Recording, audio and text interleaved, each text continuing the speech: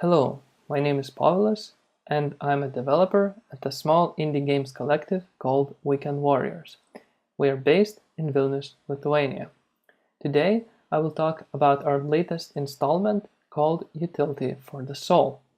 I will try to explain the game, talk about its interesting backstory, and walk you through a short period of the game. So, without further ado, let's take a look at the game's trailer.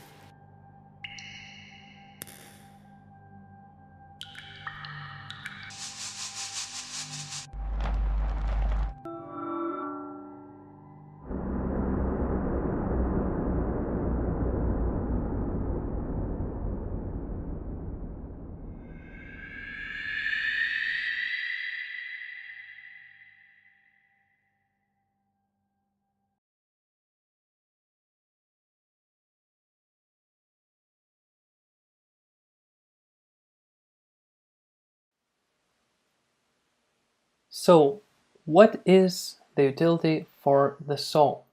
We call it an interactive, meditative puzzle experience. It is based by the story created by Lithuanian-American environment artist Aleksandra Kasuba. The game was made as a collaboration between our small indie games collective called Weekend Warriors and the Lithuanian National Gallery of Art. The National Gallery decided to create an exhibition about the late Aleksandra Kasuba and create a retrospective exhibition, which means that the exhibition will talk and showcase the full elements and the full creations of the artist from her beginning to the end of the career. And it asked our collective to add something to this exhibition, to add some sort of interactive experience in order to support and prolong the way the exhibition will be perceived. So we had the possibility to look through a lot of the archives of the artist, and a specific story has become the most interesting part for us, and we have decided to base the interactive experience around this story, which talks mostly about house. As you can see here, the retreat house is a very interesting and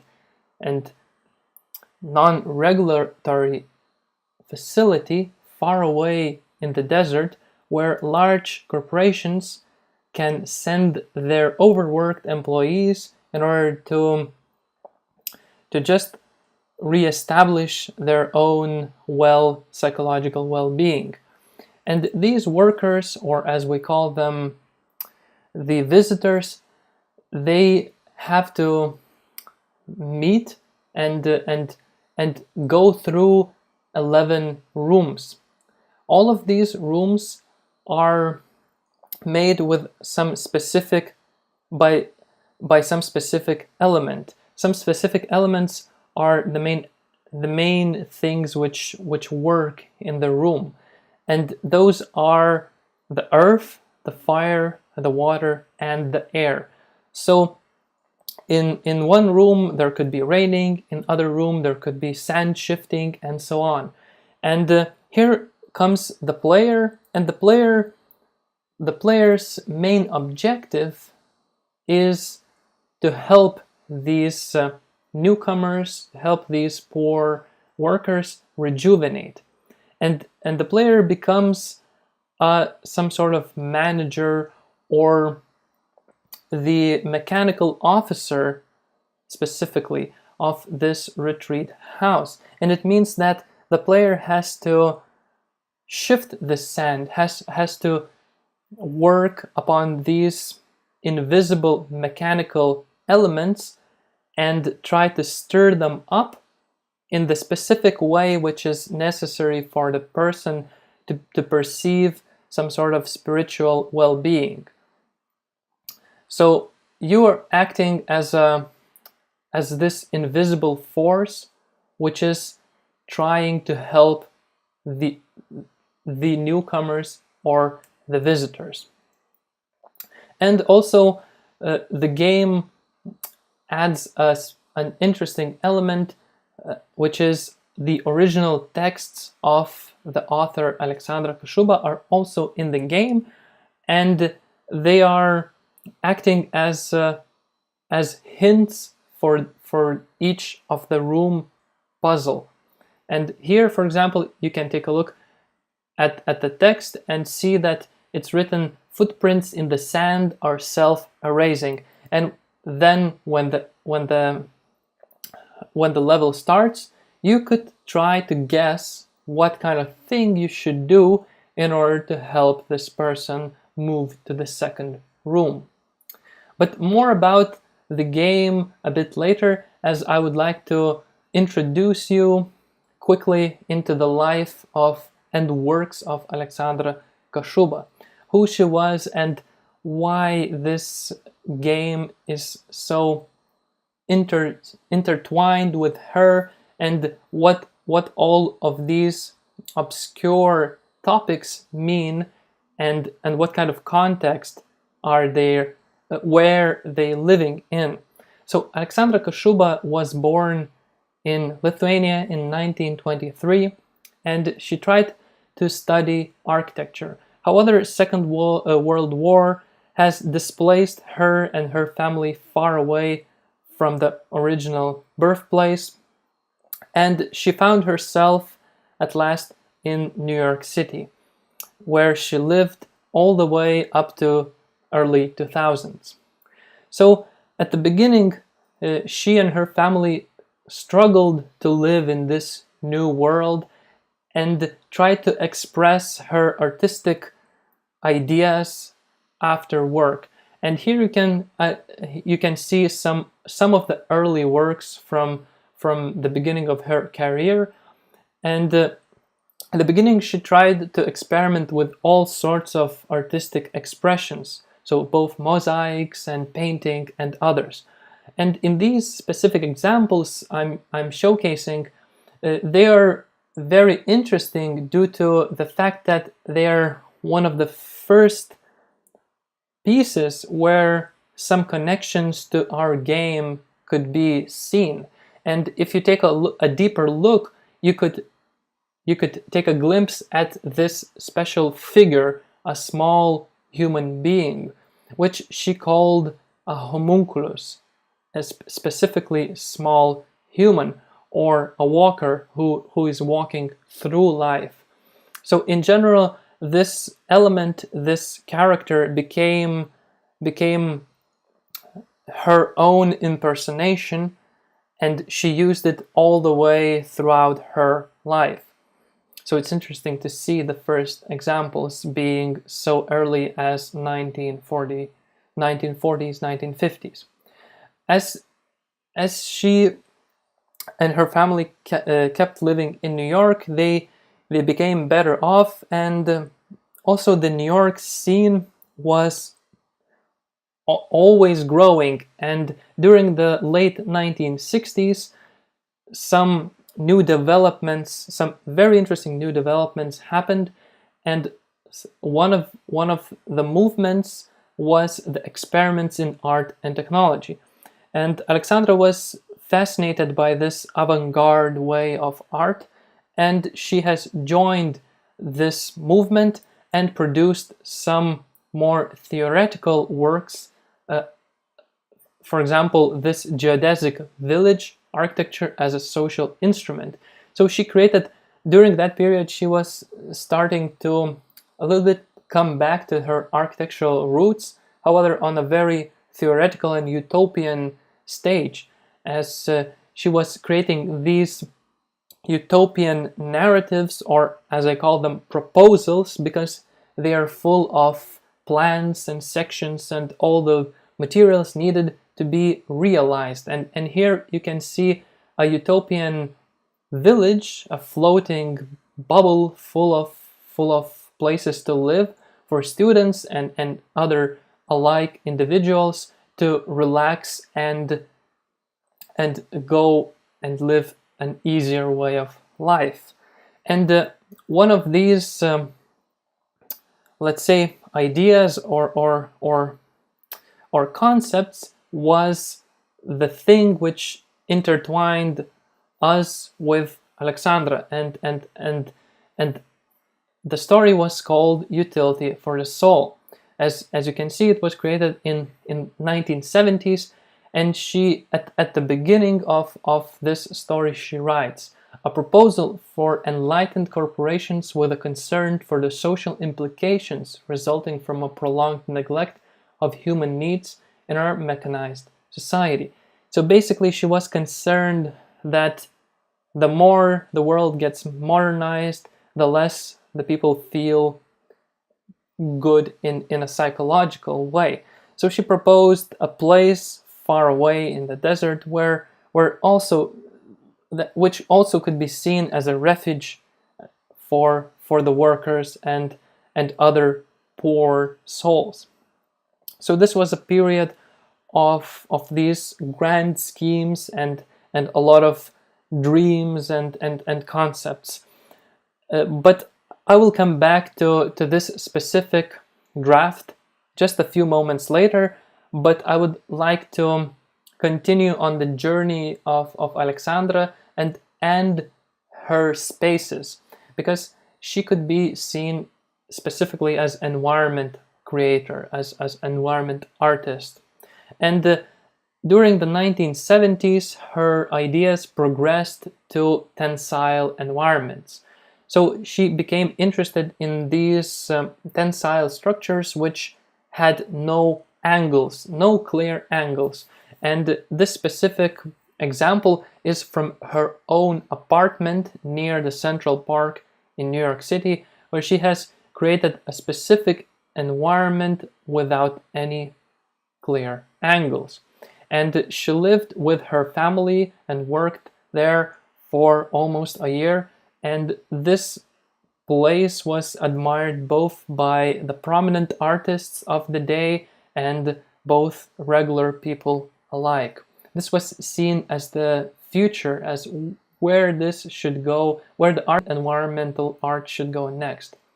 Another very important aspect could be her next undertaking. And she started teaching students in a nearby universities, and decided to develop this whiz-bang city number 2 in nonetheless but Woodstock Festival. So she with her 12 students moved to Woodstock for some time and created this tensile structure for her and for her students to live during the time of the festival. During the 1980s, she developed a lot of connections to various architects on the East Coast of United States, which was a possibility for large-scale collaborations with them. And she remembered her older days and older artifacts and her work with harder materials, and she was creating these large-scale elements from bricks, as you can see in the old post office plaza in Washington, D.C., or even in the 7th World Trade Center in Manhattan. However, unfortunately, this example hasn't reached our day due to the fact that it was destroyed during the terror attacks during the 2001. And at last, in the early 2000s, during the last period of her creative life, she moved away from the New York scene, from all of the hustle and bustle of the city, and bought a faraway plot in New Mexico, which was called Rock Hill. She developed 2 houses there, one for herself and a little bit later another for guests, and created a small artist residency in the middle of the desert, where she was a host for various number of artists from all over the world, all the way up to her passing in 2019. So this was a very concise and a very short story about the life of artist Aleksandra Kasuba. However, it's I think that it's important to stress out all of these environmental ideas and changes which she was proposing. And now I would like to come back to the 1970s and to the era when she was creating the ideas, and as I have mentioned, one of those utopian ideas has stuck with us almost 50 years after it was first envisioned. And the idea was called Utility for the Soul, a retreat house for corporate employees. And why we're calling it not only a concept but also some sort of a proposal is that it not only has a specific story, but it also has visuals, some sort of poetic language, but also various plans and sections and architectural pieces. And what's the most important, that she even gave specific writings about how to implement what she wanted to see in that house. And these texts, these details, which goes as deep as even to specify what kind of sounds are being played in that specific environment, struck us so much that we saw this book, which was re-released for various times and for various generations. We saw it as some sort of message left for us, because the idea was never realized in real world. There is no such place in any kind of desert, but we thought that it is due time to realize it, at least even if not in a real world, at least in a virtual one.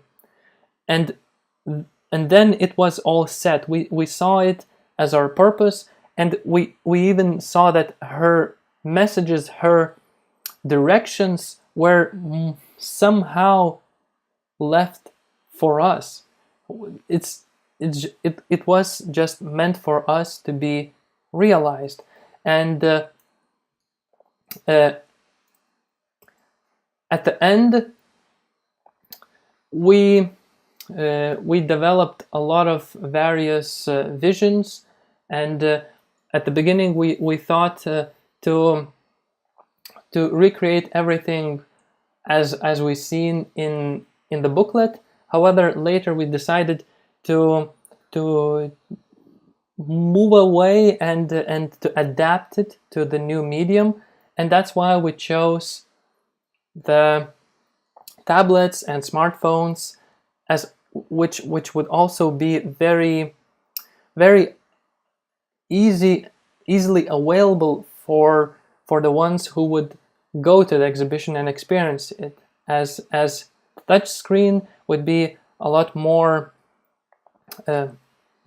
possibly a lot more playful and approachable, rather than any kind of other platform out there. And in the end, we have recreated the booklet the whole concept, the whole idea, and made it possible inside the virtual space. However, just as most of the planet, we have also been struck a lot by COVID-19. As the exhibition for which the game was meant to be opened during the spring of 2021, there were special regulations in place, and those regulations meant that nothing inside the museum could ever be touched by its visitors. And that meant our game as well. So in general, this meant that our game could not be played at all. So we just had to make this this compromise to showcase the full playthrough of the game in some sort of animation way, and stay to this lower kind of being for the game. However, we kind of overcome this obstacle as the game became available for both mobile and tablets on the most important of the platforms, and the visitors who got interested in this kind of game and this kind of experience, it could take a look at it online and download it for its own devices and keep it forever as it is meant to be free. And at the end of these exhibitions, they move to various other places. This exhibition lasted for 2 months, and now it moved to another city, to the city of the home place of Aleksandra Kasuba, the artist. And some of the elements moved away to its original countries and the places where they have been stored in museums. So it's not clear where the exhibition will go next, but what became clear is that the game, which used to be just a small part of the exhibition, as a supplementary little thing of Aleksandra Kasuba, will, to our mind, will in general, in the long term, will stay the one and the only thing which survives after the exhibition is taken apart, after everything moves to their original locations. There will be only the game, which will be speaking actively about Alexandra and about her work, and will be accessible after the exhibition, which contents will not be available for the general public. So hopefully it was interesting to hear the backstory, as we think that it is crucial to see the full picture of why and how the game turned out to be as it turned out to be. So as now you can, let's say, grow on top of this context, I would like to show you some of the game's gameplay and then leave you to experience it on your own.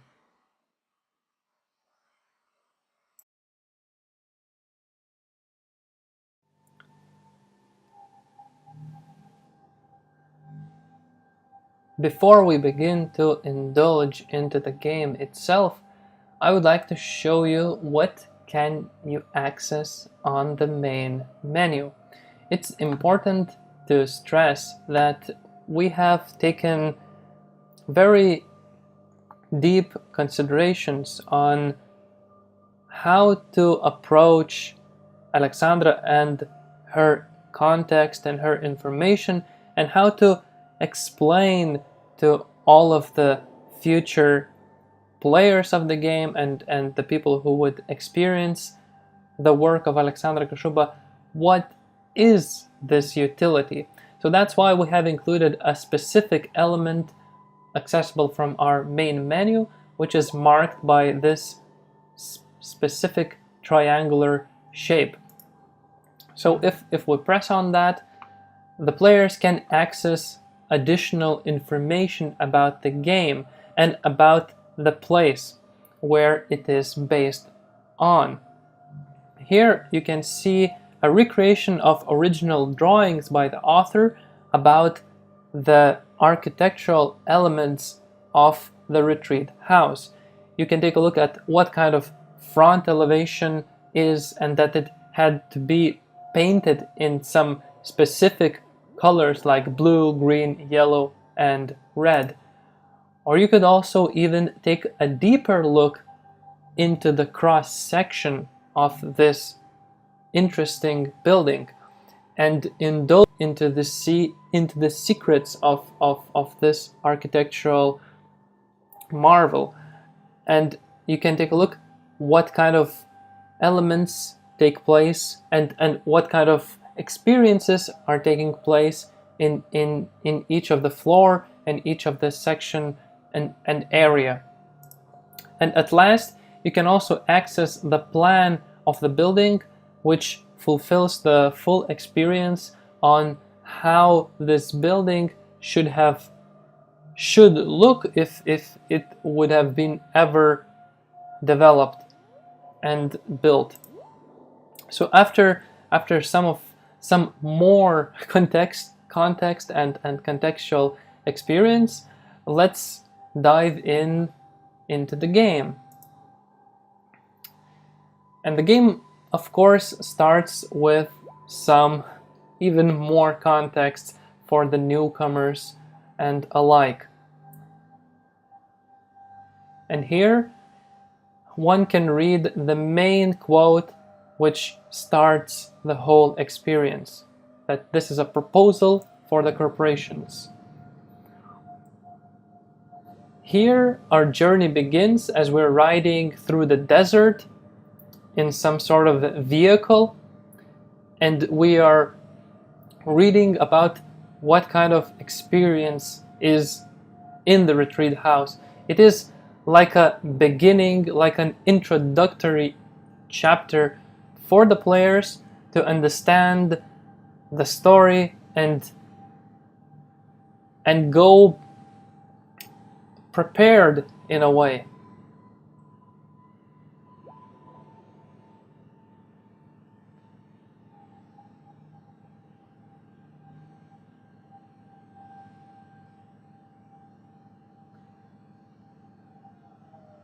The horizon full of canyons now is stopping, and a strange new shape appears.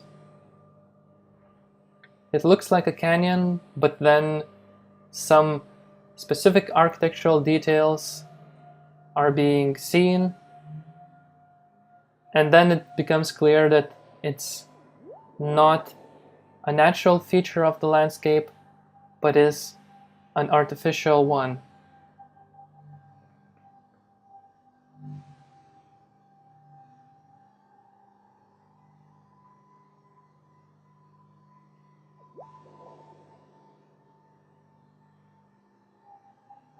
The solitary experience is very important in the retreat house. And here comes the main aspects of gameplay that the player should tap, drag, or hold and drag elements to allow the visitor to experience himself.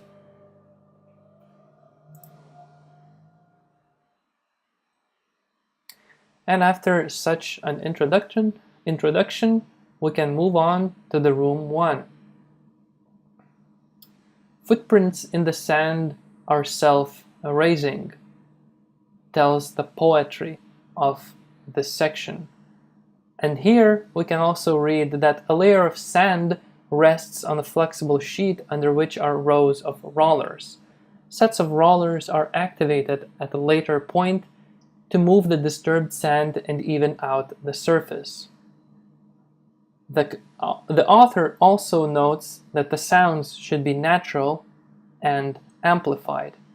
So, with this idea in mind that the footprints in the sand are self-erasing, we are going to the first room. We see our visitor who is moving along the roller full of sand.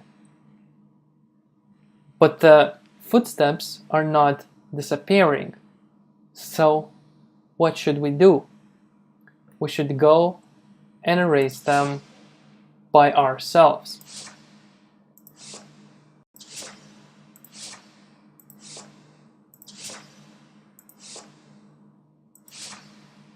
You, as a mechanical officer, are responsible for these kind of interactions, where you are using the machinery in order to help that visitor, that person, to perceive and to reevaluate himself through the environment and through those main kind of elements. In the second room we have two mounds of black soil. You pass between them. The soil grains move, the peaks close in. You rush through the narrow point between the two steep banks of shifting soil. What that could mean, let's find out. We have two shifting cones of dirt, but the person is quite distressed to move between them. What do we do? Do we move them? Maybe we can make them smaller and force the gap to be bigger so that the person feel confident to move between them.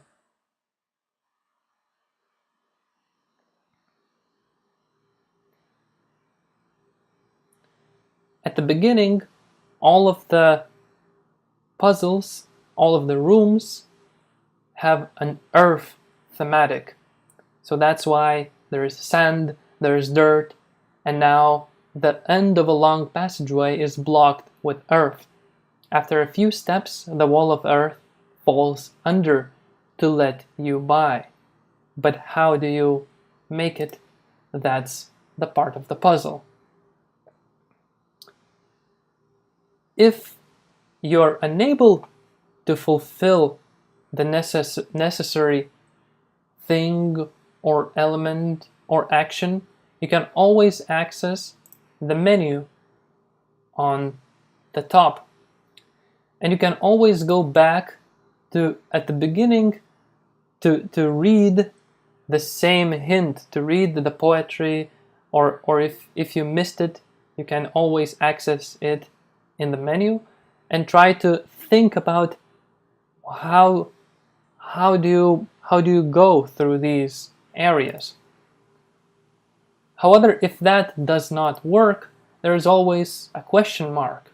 You can access it, and then the hand appears, which helps the person who is operating to operate this machinery.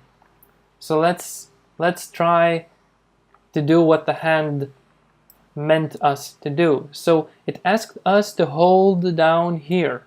So let's hold. Oh, something is happening. The wall is moving. But where do we move it?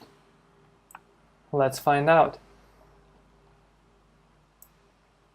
The wall moved to space which was without the mounds of earth. And then the person, the visitor, could walk through. This was the part of the game I wanted to walk through with you. However, I would like not to spoil the experience for you, and I would like to encourage you to go and try to experience these 11 rooms for yourself and try to meditate and solve those puzzles on your own. And I hope that in the very end, I hope that this spiritual idea of Aleksandra Kasuba, the idea of going into other place, going into some sort of trance, and refurbishing your psychological well-being could be felt as you play the game and as you complete all of the rooms, and as you let the worker, the visitor, the person to go back to his home, to his work, and continue living a fulfilling life. And that's all what matters. So I hope that it was interesting for you to hear and to see, and I hope that you would try it for your own. So thank you for listening, and hopefully see you some other time.